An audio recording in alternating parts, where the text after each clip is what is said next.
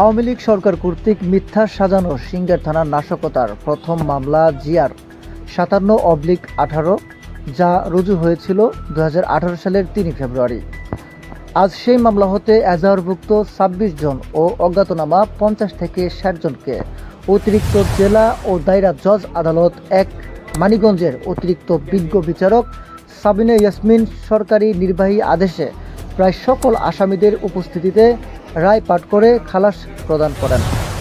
মামলার বিবরণে দেখা যায়, ভাকুম গ্রামের কাশেম শিকদারের বাড়িতে সরকারি ও গুরুত্বপূর্ণ স্থাপনা ক্ষতি সাধন ও সরকারি কাজ ব্যাহত করার উদ্দেশ্যে মিটিং করার অভিযোগে সাবেক চেয়ারম্যান খান মোহাম্মদ হাবিবুল আলম, মোহাম্মদ আলী, মোহাম্মদ সুরুজ খান, মোহাম্মদ জাহাঙ্গীর আলম গিরি, আতাউর রহমান আতা ও মোহাম্মদ সেলিম হোসেনকে থানায় ধরে এনে ও শফি শিকদার ও বিএনপির সাধারণ সম্পাদক মাহবুবুর রহমান মিঠু, ইকবাল হোসেন শামীম, সাবেক চেয়ারম্যান সাজিদুল আলম শাবিন, আব্দুল গফুর, আনোয়ার কাজী, নজরুল ইসলাম, নূর ইসলাম, তাহির মোল্লা, হাসান, ইসমাইল হোসেন, রনি, বিপ্লব হোসেন, আনোয়ার হোসেন, আমজাদ হোসেন, তানভীর সরকার, আজিজুল হক টিক্কা, মোহাম্মদ বাবুল হোসেন ও মনিরুল ইসলাম মুকার নাম উল্লেখ করে মামলা রুজু করা হয়েছিল। মামলার তদন্ত কর্মকর্তা মোহাম্মদ সালাউদ্দিন রাসেল অজ্ঞাতনামা আসামি সাংবাদিক ফজলু সহ বহুকে গ্রেপ্তার করে রিমান্ডে এনে হয়রানি ও অর্থনৈতিক বাণিজ্য করা হয়েছিল। এই মামলার পরেও সিঙ্গার থানায় অনেক মামলা রুজু হয়েছিল। মানিকগঞ্জ জেলার 7 থানার 70টি মামলা সরকারি নির্বাহী আদেশে নিষ্পত্তি করা হয়েছে, এমনটি জানিয়েছেন মানিকগঞ্জ সিনিয়র আইনজীবীরা। Desk report.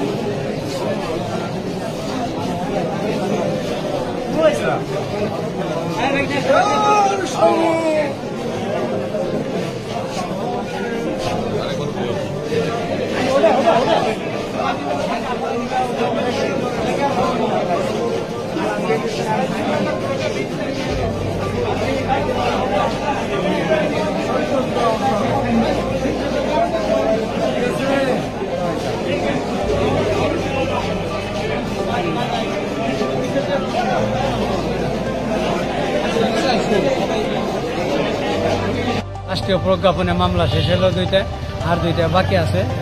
7টা মামলার আসামি।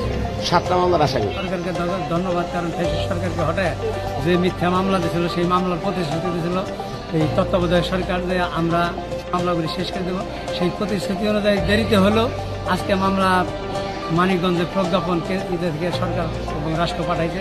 এই জন্য সরকার এবং রাষ্ট্রকে ধন্যবাদ যে আমাদের এই মামলাগুলি রাষ্ট্রীয় সিদ্ধান্তের মোতাবেক শেষ হয়েছে। রাজনীতি করতে যায় আমরা সভা সমাবেশ করতে পারি না ফ্যাসিস্ট সরকারের অত্যাচার, নির্যাতন এবং দমন পীড়নের কারণে। মাসে 4বার, 5বার, 7বার, 10বার হাজিরা দিতে আসার সুবাদে আমাদের বিভিন্ন ইউনিয়নের বিভিন্ন নেতাকর্মীদের সাথে মিলন মেলা হয়েছে, সাক্ষাৎ হয়েছে এবং আমরা সেই মাধ্যমেও রাজনৈতিক যোগাযোগ এবং একজনের সাথে আর একজনের মত বিনিময় করতে পারছি। এটাও আন্দোলনের একটা অংশ ছিল। আমরা যে কোর্টে হাজিরা দিছি, সেই হাজিরার মাধ্যমে আমাদের রাজনৈতিক কার্যক্রম পরিচালনা করা আমাদের পক্ষে অনেক সময় সম্ভব হয়েছে, যেহেতু ফ্যাসিস্ট সরকার আমাদের ওপেন রাজনৈতিক মঞ্চ এবং মাঠে ময়দানে মিছিল মিটিং করতে দেয় নাই। এই কোর্টে আসার সুবাদে আমরা আমাদের নিজেদের মধ্যে, আসামিদের মধ্যে বিএনপির বিভিন্ন বিপদ আপদে আমরা একে অপরের মত বিনিময় করতে পারছি, আমরা খবর নিতে পারছি। এটা আমাদের রাজনীতির একটা অংশ ছিল। আজকে যদিও আমরা খালাস পায়ে আনন্দিত, পাশাপাশি আমাদের রাজনৈতিক কিছু কর্মকাণ্ড এখান থেকে হারিয়ে যাচ্ছে, এটাও সত্যি।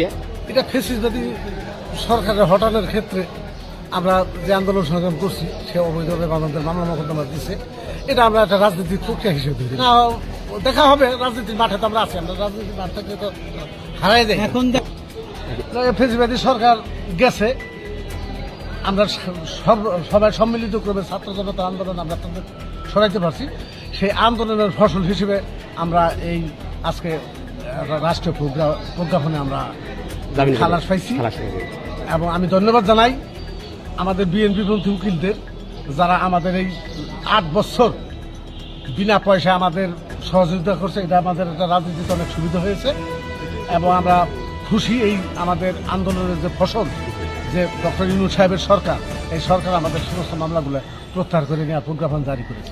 পাশাপাশি আজকে যারা আমাদের এই মিথ্যা মামলায় দীর্ঘ 8 বছর হয়রানি করলো, 17 বছর আমরা বিভিন্ন মামলার শিকার হয়েছি, তারা আজকে দেশ ছেড়ে পালিয়েছে এবং এই জুলাই আগস্ট বিপ্লবের যে ফসল, সেই ফসল হিসেবে ফ্যাসিস্ট সরকার দেশ ছেড়ে পালিয়ে গিয়েছে এবং আওয়ামী লীগের সমস্ত নেতাকর্মী দেশ ছেড়ে 300 এমপি সহ মন্ত্রী সহ এবং সমস্ত তৃণমূল পর্যায়ের নেতাকর্মী তাদের দুর্নীতি এবং অন্যায়ের কারণে দেশ ছেড়ে পালিয়েছে।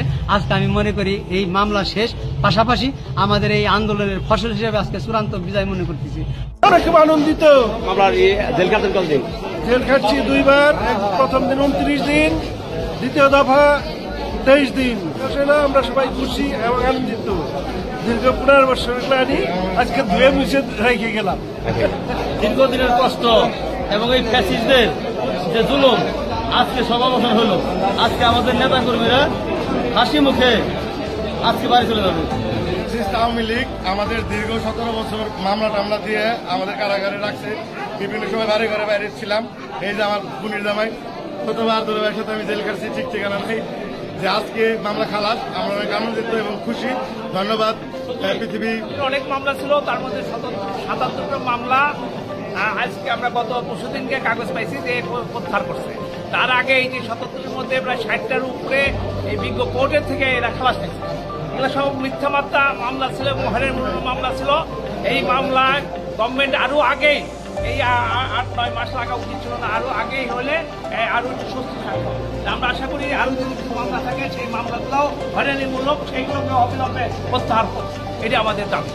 আর বাকি কয়টা আছে এখন সেগুলো টোটাল হিসেবে আমার কাছে নাই, 70টার উপরে শেষ। ট্রাইব্যুনালের মিথ্যা মামলা ছিল, যে মামলাগুলোর নাম্বার ছিল স্পেশাল ট্রাইব্যুনাল 47-18 এবং স্পেশাল ট্রাইব্যুনাল 50-18।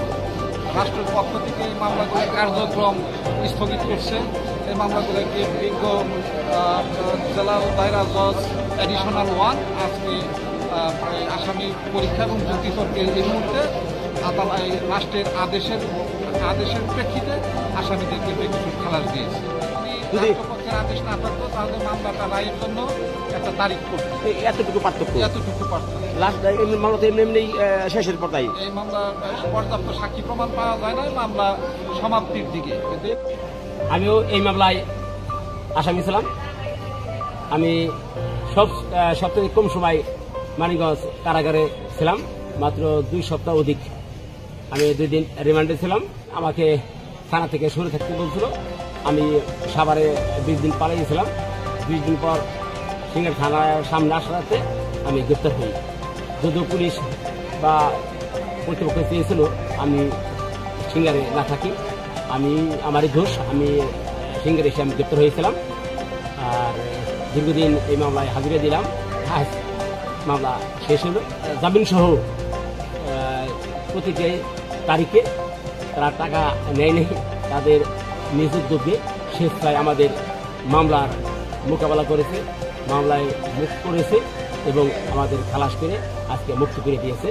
আমি তাদেরকে সকলকে ধন্যবাদ জানাই। এবং আমার মামলার আসামি যেমন রহিম আকবর ছিল, রিমান্ডে ছিলাম 71, জেল খাটেছি 71, এরকম অনেক কেস পার্টনার, জেল পার্টনার হয়তো মারা গিয়েছে বা এখন তারা নাই, তাদেরও আমি আত্মার মাগফিরাত কামনা করি।